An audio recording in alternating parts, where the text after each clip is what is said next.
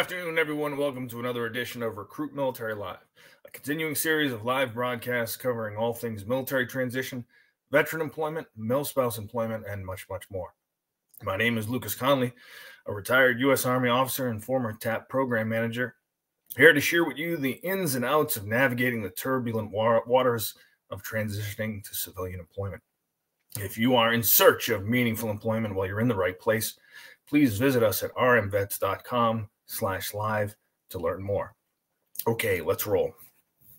Have you heard the phrase, your network is your net worth? Has someone told you that LinkedIn is a great place to grow your network? Have you heard perhaps that posting original content is a great way for you to gain traction, grow your network, and build your brand? Well, today's topic is going to address those things. The title for today's show, Crafting Compelling Content, how you can create original content on your LinkedIn page to help you build your brand and grow your network.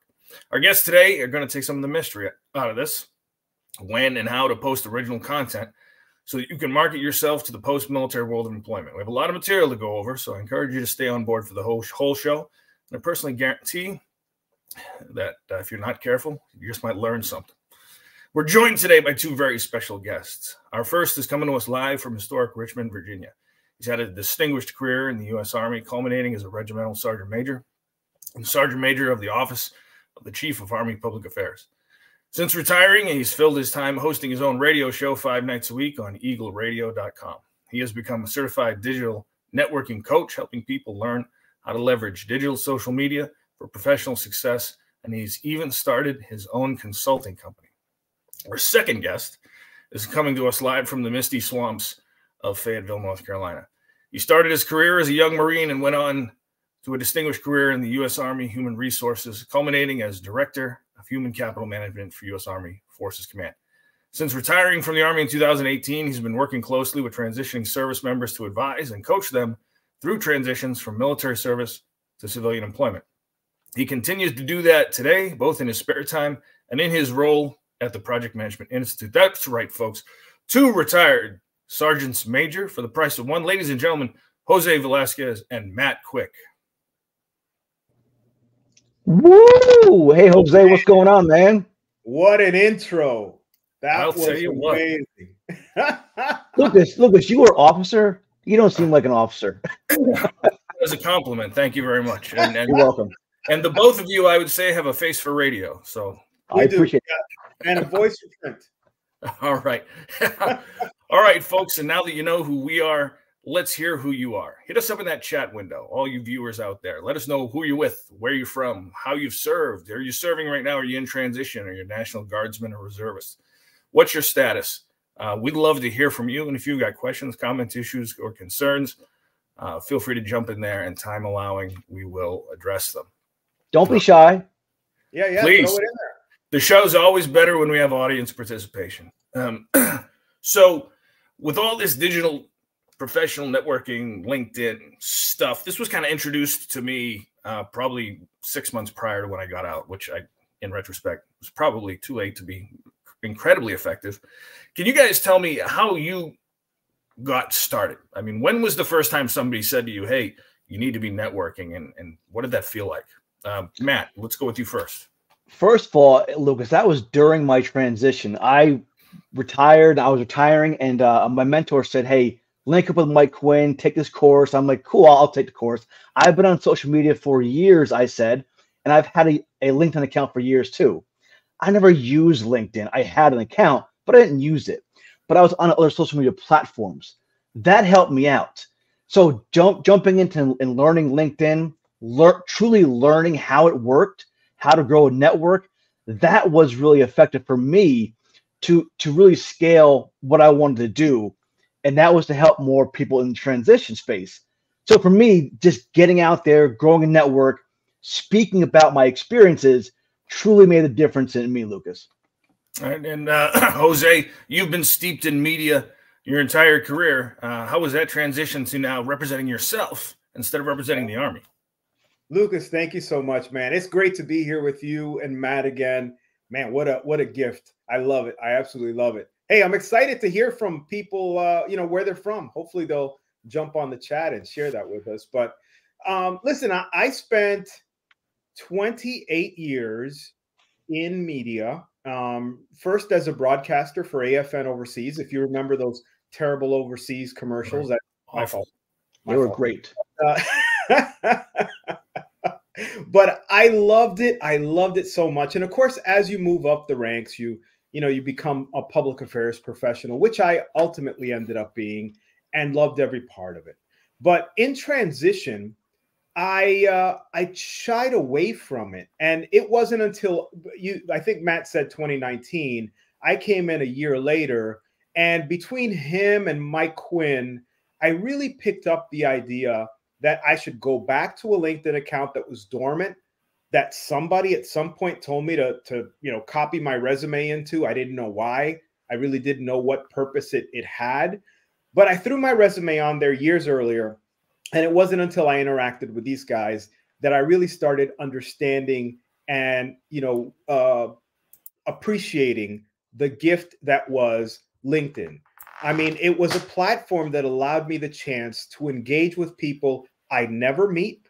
And of course, 2020, COVID, we were all sitting in the house trying to figure out how to network. There were no networking events in person.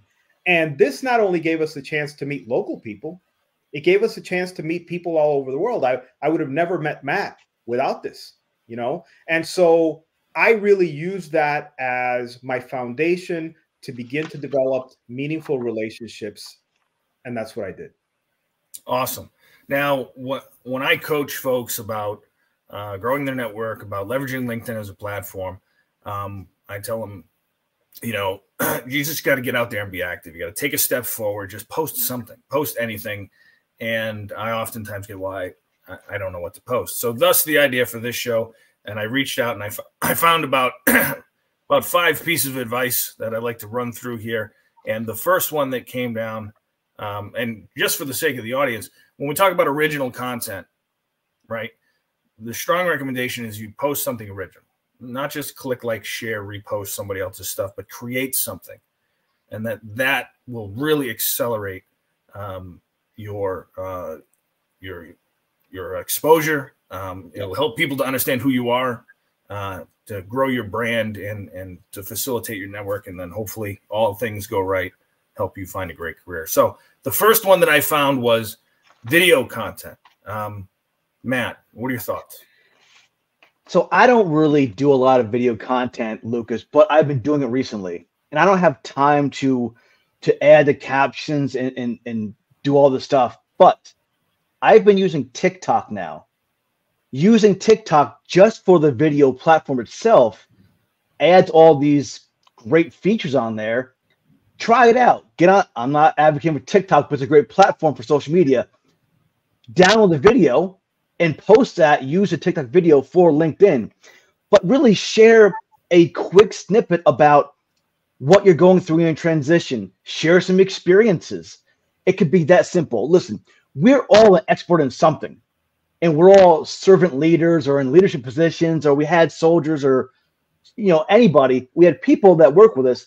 Share a story, how you overcome something. Just share something. And I'm not saying post every day. Twice a week. That's all you need. Yeah. Jose? Yeah, absolutely. I agree with Matt completely. I'm not on TikTok. I'm not as cool as Matt, but I do. Very few people are.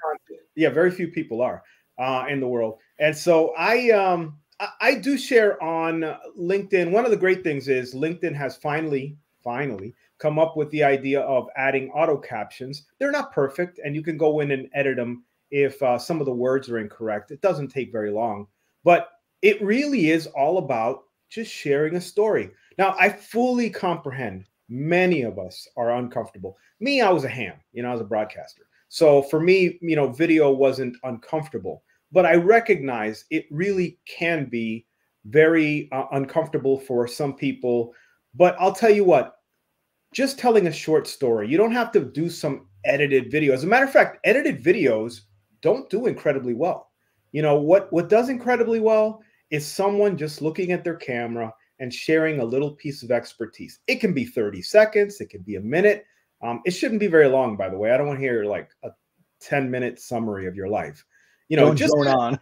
Yeah, just share a thought, And one of the great things is you can pull out your cell phone and do it right on the spot, when you're thinking about something. Share that right from your cell phone. That demonstrates authenticity, genuineness. And, on the other side where I'm viewing your content, I'm really interested because it's you being you. And the authenticity. And the vulnerability invites people in, right? Yeah, absolutely. You know who's really good at that? Alfredo Torres. Mr. Page. He's awesome. He's awesome. I went to the Military Influencers Conference, not last year, but the year before. And we sat at the the dining. It was the gala event. And he busted out his phone and did a 60-second video and posted it all without getting out of his chair. And all while smoking a cigar, I might add. And algorithms be damned, right? That's right. Yep. That's simple. And it gained traction. I think anybody on LinkedIn, at least in our circles, knows Alfredo. Yeah, absolutely. True. Okay, so let's talk about tags. How important is it to tag people? If we're counting them down, the first one was number 5. This would be number 4. And the piece of advice that I was given was tag people and encourage them to share your content. What do you think, Matt? Okay, when I first started on LinkedIn, I saw people tag so many people. So I said, well, that's how you do it, right? But I learned that I don't want to tag people.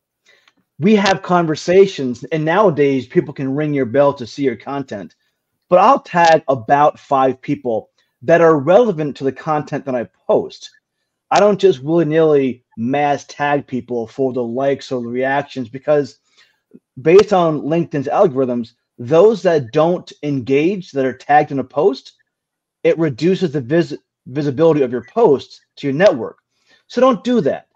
Tag at most 5 people. And I listened to Richard Vanderblom's advice on how LinkedIn works. Use that, but tag 5 people. I tag, like Jose had a post today about this show. He tagged me and Lucas. Great stuff. Through the post, not at the end, not at the beginning, but through the post. A casual conversation, and that's how it is. Make it look like it belongs there. Jose, what do you think? Yeah, I absolutely agree. And speaking of tagging, what's up, Jacob? Let's see, Jeremy W. Riggs, MBA. How cool is that? Chris Whitney is in Washington, D.C., and some of you guys are in Jacksonville and whatever, Atlanta. Ooh, Atlanta's kind of cool, Hotlanta. I love that place. But look, tagging people and Matt mentioned the perfect thought process when you're tagging. Don't tag like it's Instagram. Tag like it's part of your conversation.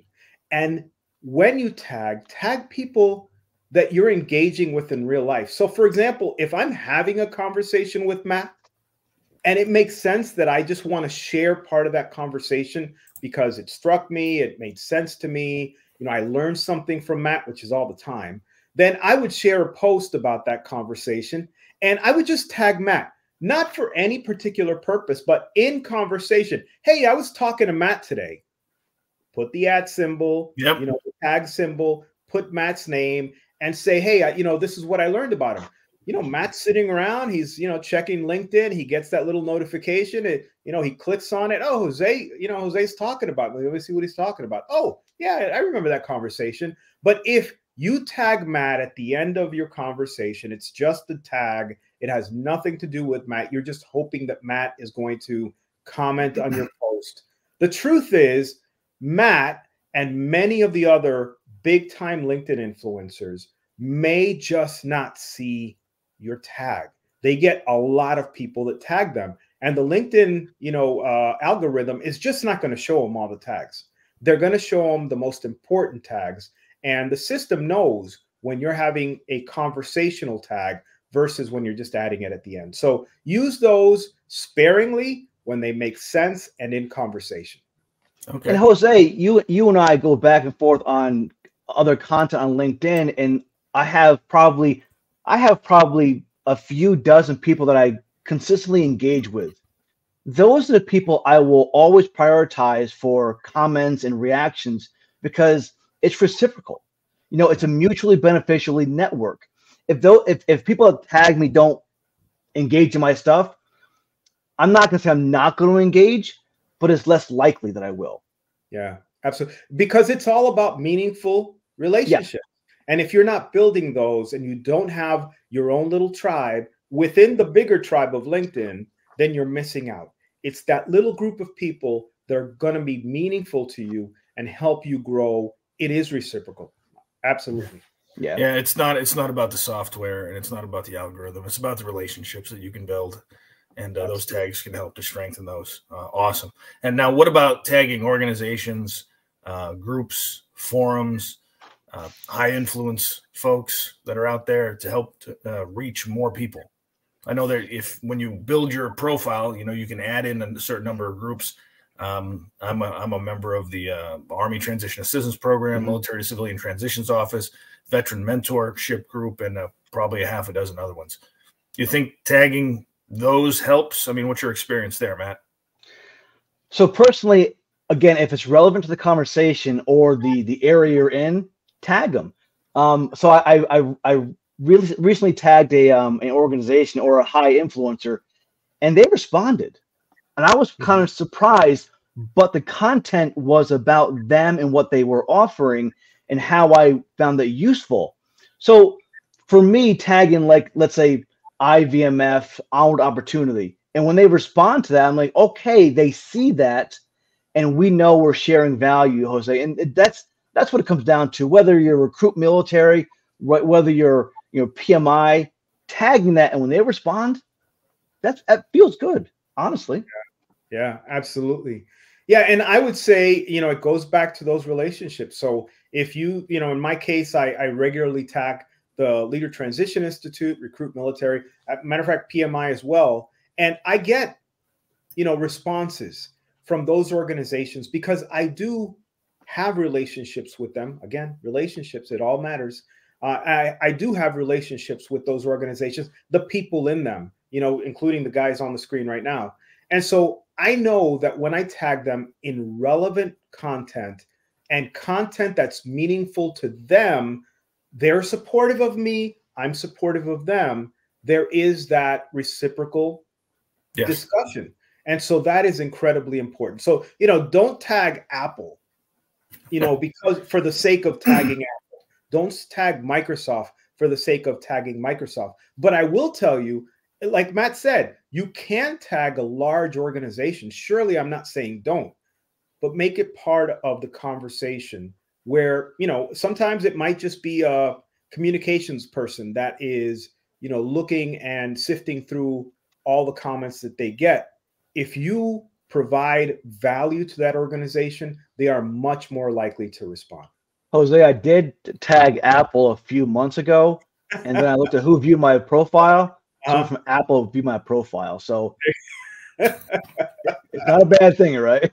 Yeah. If it's either they're gonna, block you, or they're gonna be like, oh, that's cool. Yeah. Awesome. Now, other things that we can post about. One of the things that I love to do is I love to post resources. Now, I know that the target audience for me, I'm not seeking employment, love my job the way it is. So for me, my target audience is service members in transition, veterans seeking employment, male spouses seeking employment. That's my target audience. So I love to share resources, whether it be a video about how the best way to answer "Tell me about yourself" in an interview, or a veterans resource, or something posted by Leader Transition Institute. What kind of resources do you guys share, and what would you recommend? How would you recommend folks go about sharing resources over LinkedIn? So one thing that I find funny is when people get the information from others and then share that resource, and then I asked them, how did you find your experiences with that organization? Well, I hadn't gone through them yet. So you can share information, you can share resources, but for me personally, I like going through the resource first, finding out what it's all about, talking to some of the leadership maybe about it, and then sharing my personal experiences. That's what really connects with people, personal experiences. I can give you 10 resources, but if I haven't used them, is that really a valid experience I'm sharing, or I'm just echo chambering more resources. For instance, the Institute for Veterans Military Families Armed Opportunity, their program, I went through it 5 years ago. I went through their SHRM certification course. I went through that. And now I speak with the O2O programs around the nation and talk with transitioning veterans. I'm involved. I'm actually in there. So I share I share those resources because I personally went through it. Candorful, Hire Heroes USA, RecruitMilitary. I've been through it, or I spoke with the leadership and people in the programs. I can share lived and learned experiences. That's how I go about sharing resources. And that's probably pretty smart because not everything out there that glitters is gold, and there's some shady dealings around the corners sometimes. So you may want to know a little bit of something about the organization that you're promoting or the resource you're promoting before you put your name next to it. Jose, what say you? Perfect. Yeah, absolutely. I mean, look, this is gold. So I hope if you're listening, you're really paying attention to what Matt said. For me, my most important experience in transition was, as you guys know, I talk about it all the time, the Leader Transition Institute's changing focus, moving from we to me, because it helps people better understand, number one, who they are, and for those people who need it, who they are outside the uniform and what's going to make them happy. And the program gives them the tools to ask themselves that question. It can't answer it for you. Only you can answer those questions. But if you know them, you're far better off in your transition, especially finding that first job, which, by the way, is likely only going to last about a year. But if you there are exceptions out there. There are exceptions. There definitely are. There are people that are going to spend the next 20 years in that job. But in many cases, people are going to spend, less time. But if you know who you are and you know what you want to do and you love it, then you're probably going to last longer. But what I would say is, when I look at, the Leader Transition Institute, I can honestly talk about it because I've experienced it. When I talk about RecruitMilitary or PMI, there are courses that I haven't taken, but I trust the people who talk about them. There are programs that I went through in transition. As a matter of fact, that's how I began conversing online. It was because I went through something, holy moly, I had no idea. I just went through this particular thing. Let me tell you something. Insurance, I wish I had known Matt a year earlier, okay? Because I messed that one up, okay? But what I will tell you is, when I went through the experience, and in my case, it was a lifelong learned experience that I wish I had known about getting insurance earlier. Let me tell you, I wanted to share that with everybody because I didn't want anyone else to go through that. So I referenced the people that Matt had experienced and positive experience with and learned trust with, because I knew that if Matt was talking about them, those were the only occasions where I would trust that third party. So I just encourage you to talk about the organizations that you truly trust, and as Matt noted, that you've either experienced personally or that you trust someone, really trust someone who has experienced those programs. That trust is key. Yeah, Jose, I think, and that's a beautiful segue into the last point, the last piece of recommended original content, and that's informative and educational. Now, there's a lot of folks out there that say, I'm just insert personal identity. Who am I to be giving advice? Who am I to be passing on information? I believe it was Thomas Jefferson that once said, every man I've ever met was greater than me in some capacity. So give yourself a little bit of credit, no matter where you are in your military career, in your transition journey, in your civilian career, your next civilian career, your third civilian career. You've learned something. You know something, and there's somebody behind you in that life journey that could probably benefit from that. Matt, am I onto something here? And they probably won't tell you about it. So the bigger your network is, the less people will actually engage with you, honestly. So we're in the military, and we have a captive audience as sergeants major, as lieutenant colonels. We have these audiences that are there. They have to be there. They have to hear us. They're not listening most of the time. I didn't. But they have to hear us when we speak. It's different when you're in social media. You have to look at your network, your audience. What do they want to hear about? For me personally, some of the things that I share and have the biggest traction on social media is my top 3 or top 5 mistakes. What lessons learned that I lived through that could better help you moving forward. For instance, I was doing project management in the military for 15 years before I learned what project management was. I thought I was pretty great at project and program management. Imagine if I was trained in that and the Army funds it. These are things we share on social media, whether on video, which could be a 30-second video or a shorter post, but just share that experience. Share you went through a course, share you went through a resume writing class, share a garbage resume you got from a resume writer. Just share something you got that could either help somebody or deter them from doing the same thing you went through. But really, start off by sharing your lessons learned. And I thought that, well, my God, we already have Mike Quinn as the person that would deal in our sphere, our community. So what value could I add? Well, I have different perspectives on that. So we're 2 different people, and we're all different people, and I see things in a different light than he does. So you're not echo chambering information, you're sharing experiences and putting your own spin on it. For me, it's mostly positive. Yeah. Yeah. If I can add to that, Sure. Look, I hope you're not a negative Nancy. And if you go through the experiences of transition and life after as a veteran, which are very valid, if everything you post is some negative experience, I don't want to hear about you. When you come through, I just see your name and I'm like, oh God, here they go again.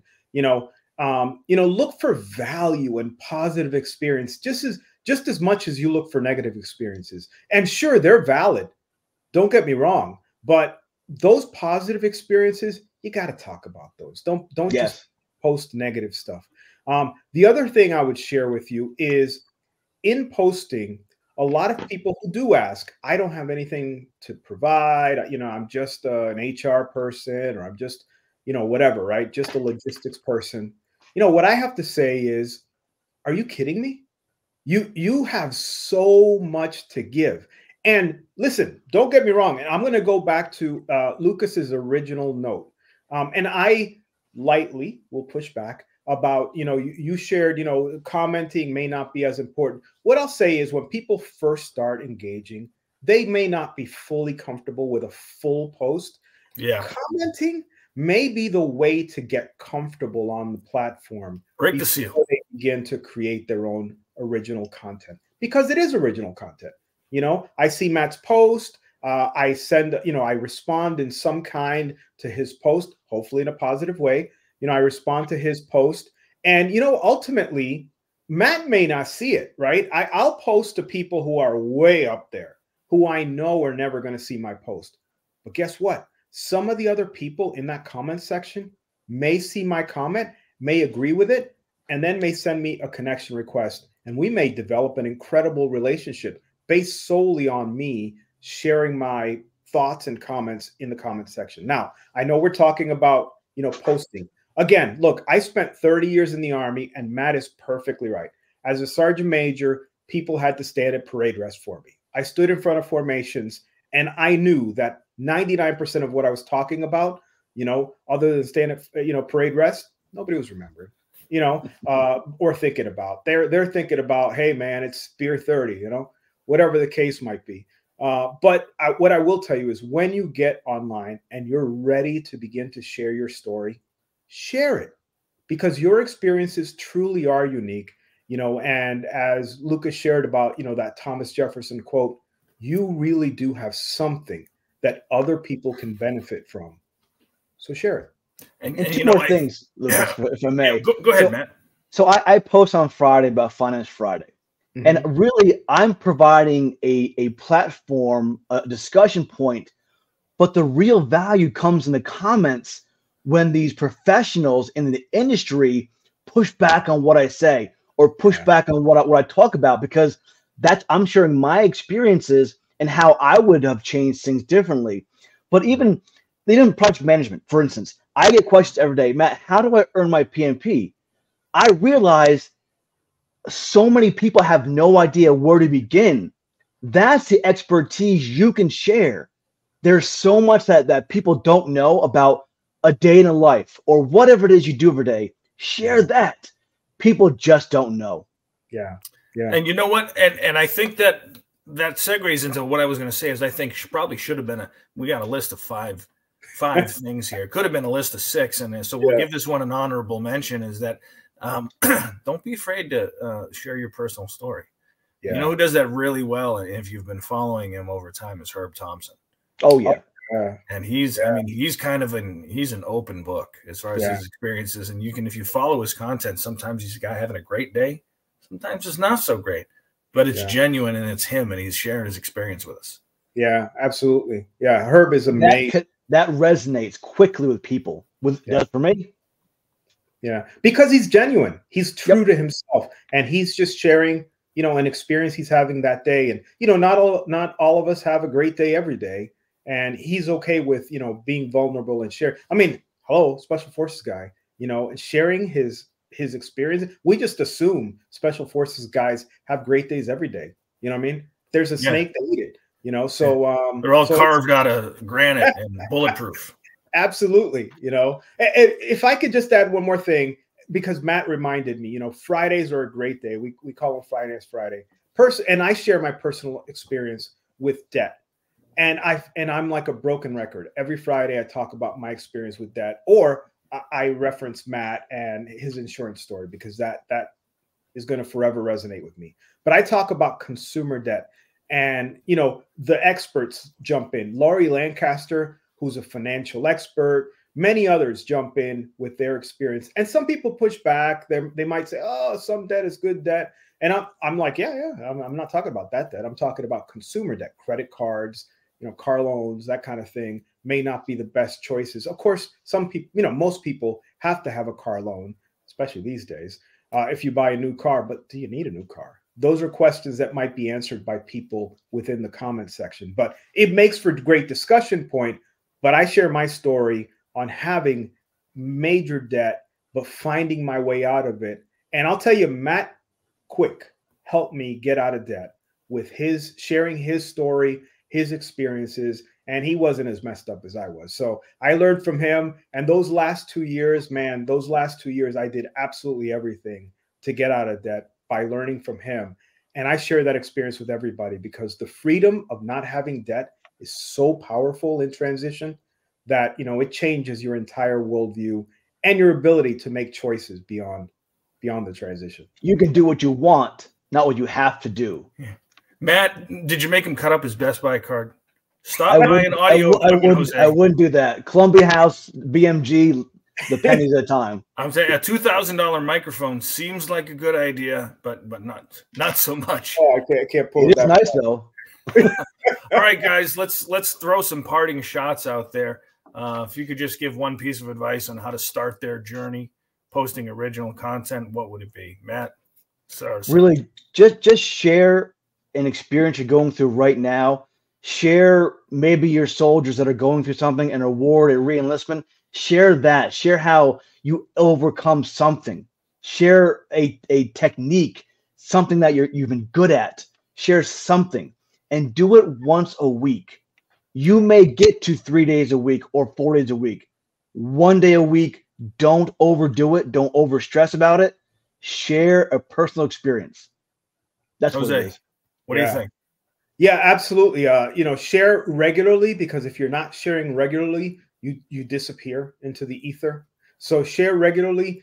You know, give yourself a challenge to do it every Monday or every Wednesday.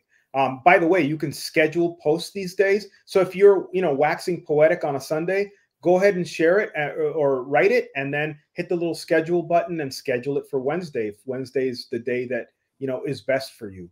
So, you know, you can do that. The other thing I would share in addition to that is when you talk, this is important for more senior people. If you're a former retired sergeant major, if you're a retired lieutenant colonel, whatever the case might be, you're used to telling and not listening, not having interactive conversations. And social media is social.